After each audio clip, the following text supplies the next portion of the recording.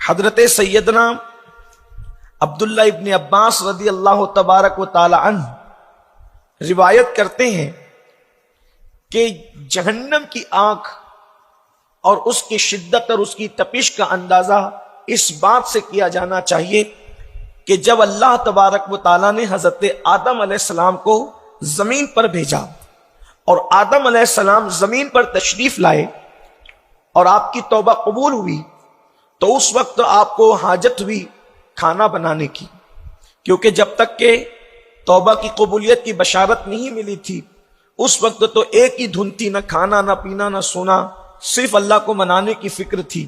جب اللہ کو راضی کر لیا، دعا قبول ہو گئی، توبہ کی بشارت آ گئی، تو پھر آپ کے دل نے چاہا کہ کھانا بنایا جائے۔ تو آپ نے اللہ سے عرض کیا کہ میں کیسے کھانا بناؤں؟ تو فرمایا کہ آگ پر کھانا پکاؤ۔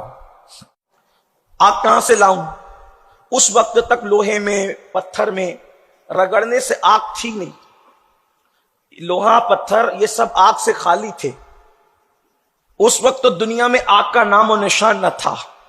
تو اللہ نے جبریل سے فرمایا جبریل جاؤ اور جہنم کے داروغہ مالک علیہ السلام سے کہو کہ وہ جہنم سے کچھ آگ نکال کر دے دیں۔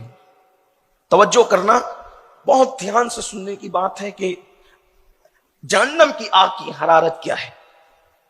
تو فرمایا کہ جا کر کہو کہ وہ جہنم سے کچھ آگ دے دے، ان کو کھانا پکانا ہے۔ حضرت جبریل علیہ السلام پہنچے حضرت مالک کے پاس، داروغہ جہنم کے پاس، اور کہا حضرت مالک سے کہ آپ جہنم کی آگ دیں، آدم علیہ السلام کو آگ کی ضرورت ہے۔ تو کہا کتنی دوں؟ جہنم کی آگ میں سے کتنی چاہیے آپ کو؟ تو حضرت جبریل علیہ السلام نے فرمایا ایک کھجور جتنی ہوتی ہے وہ کھجور کے برابر دے تو کام ہو جائے گا ان کا۔ تو حضرت مالک نے فرمایا جبریل اگر یہ کھجور کے برابر تم آگ جہنم کی دنیا میں لے گئے، ایک کھجور کے برابر لے گئے یہ آگ کو، تو زمین آسمان سب جل کے بھسم ہو جائیں گے، کچھ رہے گا نہیں۔ ایک کھجور جتنی آگ، دھیان سے سننا، یہ حدیث پاک ہے، اللہ اکبر۔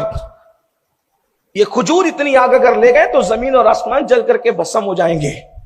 تو حضرت جبریل نے کہا پھر اس کا آدھا کر دو، یعنی آدھی کھجور کے برابر دے دو۔ تو کہا اگر آدھی کھجور کے برابر بھی لے گئے تو قیامت تک کبھی آسمان سے پانی کا ایک قطرہ نہیں برسے گا اور زمین سے ایک اناج کا دانہ بھی نہیں اگے گا، کیونکہ آگے تو پانی بھی برسنا ہے اور اناج سے جب زمین سے دانہ بھی اگنا ہے۔ اگر تم آدھی کھجور کے برابر لے گئے آگ تو پھر بارش بھی ختم ہے اور اناج بھی ختم ہے۔ تو کہا ایک کام کرو، ایک جو کے دانے کے برابر لے جانا۔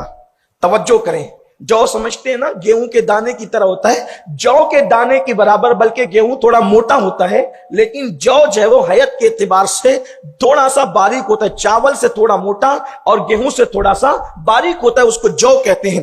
اللہ اکبر۔ تو کہا کہ جو کے دانے کے برابر لے جاؤ، لیکن ایسے ڈائریکٹ نہیں لے جانا بلکہ جو کے دانے کے برابر لے جانا اور اس کو 70 مرتبہ پہلے پانی کے اندر جو رحمت کا پانی ہے اس میں دھونا، غوطہ لگانا، یعنی جہنم کی آگ کو جو کے برابر لے کر ڈائریکٹ نہیں جا سکتے، کیونکہ وہ لے گئے تو بھی دنیا نے جل جانا ہے، بلکہ اس کو 70 مرتبہ رحمت کے پانی سے نہر رحمت میں 70 بار دھونا ہے، غوطہ لگانا ہے، اس کے بعد لے جانا۔ پھر روایت میں آتا ہے کہ وہ آگ جہنم سے نکالی گئی کتنی؟ جو کے دانے کے برابر، اس کو 70 مرتبہ رحمت کی نہر میں غوطے دیے گئے اور 70 بار دھونے کے بعد جب جبریل اس کو لے کر کے آئے تو ایک پہاڑ پہ رکھا، اور جس پہاڑ پہ رکھا وہ پہاڑ جیسی وہ آگ رکھی گئی، 70 بار دھونے کے بعد بھی وہ جو آگ رکھی گئی تو وہ پہاڑ جل کر کے بھسم ہو گیا، وہ پہاڑ جل کر کے ریزہ ریزہ ہو گیا،